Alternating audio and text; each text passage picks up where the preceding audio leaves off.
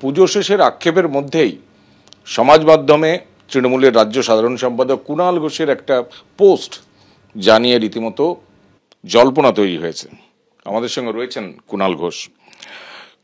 কুণালদা, আপনি একটা পোস্ট করেছেন দশমীতে, শুভেচ্ছা জানানোর পাশাপাশি আপনি লিখেছেন যে একটা অন্যরকম মাঠ যেন দেখতে পাচ্ছি, ব্যক্তিগত খেলার মাঠ নয়, সমষ্টির বৃহত্তর অঙ্কের মাঠ।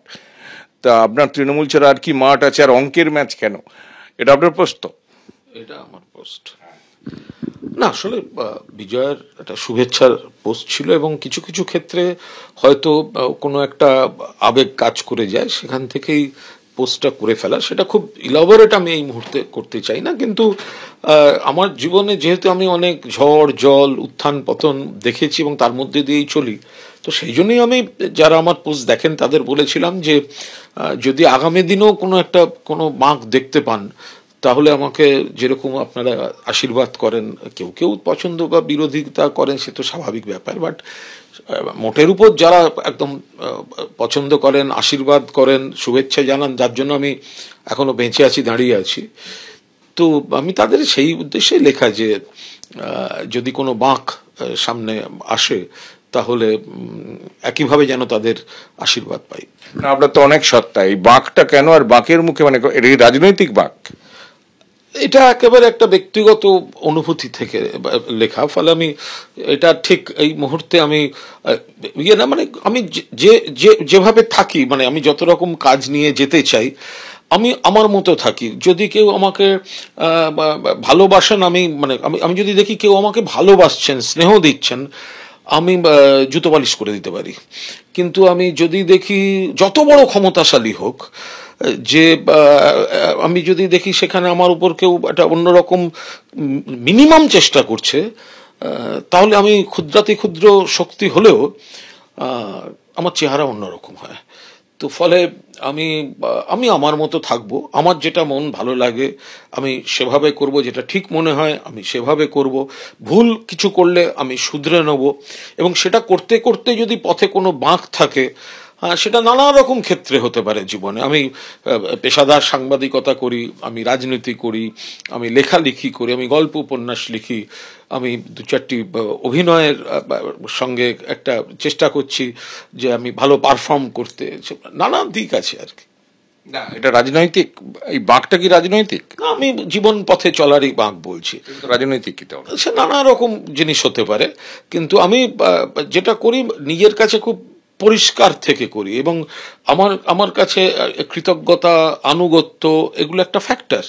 হ্যাঁ, এবার আমি হয়তো কাউকে ভুল বুঝলাম বা কেউ হয়তো আমাকে ভুল বুঝলো, সেসব হতে পারে, কিন্তু আমার হচ্ছে আমার ওইসব আবার বালাই নেই যে আমার দম বন্ধ লাগছে, আমি ওই করতে গেলাম, আমার সাফোকেটিং লাগছে, তাই আমার ওসব বালাই নেই। আমি যা বলি মন খুলে বলি, ওই দুঃখী মন মেরে সুন মেরা कहना, जहां नहीं चैना वहां नहीं रहना। লাস্ট হচ্ছে আপনি লিখছেন যে ব্যাট করার প্রস্তুতি রাখছি সসম্মানে। তা আমি আমার মতো, তা আমি যে বাঁক আসুক, যে মাঠ খেলি, আরে মাঠ তুমি যেখানেই যাবে মাঠে তো ঘাস থাকবে, ঘাস ফুল থাকবে। তো কিন্তু যদি আমি একটা কোনো পরিস্থিতি তৈরি হয় যে সেখানে আমাকে একটু অন্যরকম পরিস্থিতির মাঠ হচ্ছে, তা আমি খেলবো না? আমি 100% খেলার, আমি পৃথিবীর সকলের বিরুদ্ধে দু চারটে শুভানুধ্যায়ীকে নিয়ে একা ওই লোকাল থানা, সিবিআই, ইডি, এসএফআই ও জেল জীবন পার হয়ে দাঁড়িয়ে বলছি আমি এখনো মাথা তুলে আমি দাঁড়িয়ে আছি। কিন্তু আমি যে মাঠই হোক আমি আমার স্টাইলেই ব্যাট করব, আমি কোনো অবস্থায় সেখান থেকে কোনো রকম, আমি আবার বলছি, আমায় অন্তর থেকে ফিল করি যে আমায় কেউ ভালোবাসছেন, আমি তার জুতো পালিশ করে দেবো। কিন্তু আমি যদি দেখি মানে প্রচন্ড শক্তিশালীও কেউ যে আমার পছন্দ না হয়, তাহলে মানে আমিও তাকে পছন্দ করি না। মানে আমার এরকম কোনো বিষয় নেই, আমি পুরু হতে ভালোবাসি, আমার আলেকজান্ডার হওয়ার দরকার নেই, বাট আমি আমার মতো থাকবো, আমার মাঠে খেলবো। আমি ফলে এই একটা আবেগ থেকে করা, এর সঙ্গে রাজনীতি মানে আমি সেইগুলো করতে চাই না।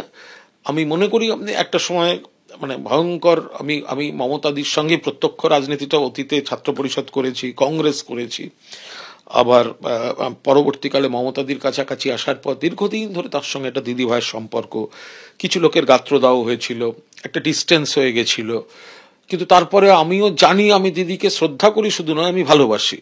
আবার দিদিও আমাকে সেইভাবে কাছে টেনে নিয়েছেন। আবার অভিষেক আগের থেকে অনেক বড় হয়ে গিয়েছে, তারও বয়স বেড়েছে ইত্যাদি, কিন্তু সব মিলিয়ে আমার পরিষ্কার কথা, আমার নানা রকম ফ্যাক্টর কাজ করে। আমার একটাই কথা, ভালোবাসলে আমি তার জুতো পালিশ করব। আর আমি হনুমান শ্রেণীতে পড়ি, আমার লেজে আগুন দিলে কিন্তু আমার মনে হয় তখন আমি হনুমান হিসেবে পারফর্ম করে দেবো। মারাত্মক কথা বললেন। বলছি, লাস্ট প্রশ্ন হচ্ছে যে আপনি বলছেন যে যাদের সাফোকেশন হয়, শ্বাসকষ্ট হয়, আপনার দলের সহকর্মীদের অনেকের হয়েছে, অন্য দলে যাওয়ার উদাহরণও আছে, আপনার তেমনটা হবে না? না না, ওসব আমি ন্যাকামি বলে মনে করি। সাফোকেশন কি? যেখানে দল আমাদের দল, আমরা দলের সৈনিক। দলের নেতারা যেমন বলবে যে এইভাবে চলতে হবে, এইভাবে চলতে হবে, এই লাইফস্টাইল হবে, সকলের উপর আমরা নজর রাখছি, প্রত্যেকটা কর্মীরও এভরি রাইট আছে নেতাদের উপর নজর রাখার। তাহলে কর্মীরা কেন নেতাদের উপর নজর রাখবে না? কোন ইস্যুতে কাকে পাওয়া যায়, কোন ইস্যুতে কাকে পাওয়া যায় না, তো কর্মীরও তো নজর রাখতে হবে সেগুলো। নেতারা যেমন কর্মীদের উপর নজর রাখবেন, তো কর্মীরা নেতাদের উপর নজর রাখবে না? আর আমার ওসব দমবন্ধর নেই। আমি এটাকে আমার মনে করি যে এটা একটা দল, মমতা বন্দ্যোপাধ্যায় নেত্রী, অভিষেক বন্দ্যোপাধ্যায় সেনাপতি। ফলে আমার দমবন্ধ লাগলে আমি প্রেম করব দলে, ঝগড়া করব দলে, আমি যা বলার আমি দলে বলবো, কিন্তু আমি ওই দম বন্ধ লাগলো তবে হ্যাঁ, আমি কিরকম একটা ঝাপসা মাঝখানে আমি একটা সংকেত বলে উপন্যাস লিখেছিলাম। কিরকম একটা ঝাপসা একটা মাঠ, হ্যাঁ, কয়েকজন খেলছে, এমন একটা প্লেয়ার খেলছে, তাকে মনে হচ্ছে সে আমাদের টিমের, কিন্তু তার স্ট্রোকগুলো কি আমাদের টিমের পক্ষে যাচ্ছে বুঝতে পারছি না। কিন্তু একটা ঝাপসা লাগছে, তো সে ম্যাচ খেলতে হলেও খেলবো। কুণাল ঘোষ হ্যাঁ অতীতে বিদ্রোহী হয়েছেন এমন নজির আছে, কিন্তু পুজো সবে দশমী শেষ হয়েছে, এখনো উৎসবের আমেজ 16 আনা, কার্নিভাল বাকি। তার মধ্যেই কুণাল ঘোষ যা বললেন তাতে রাজ্য রাজনীতিতে আরো জল্পনা বাড়ল। কাকে ইঙ্গিত করলেন কুণাল ঘোষ, বা কাদের? কি করবেন তিনি ভবিষ্যতে বাঁকের পর? অবশ্যই সেই কৌতূহলের জবাব সময় এলে মিটবে। ক্যামেরায় ভগবান শাহের সঙ্গে কৃষ্ণেন্দু অধিকারী, এবিপি আনন্দ, কলকাতা।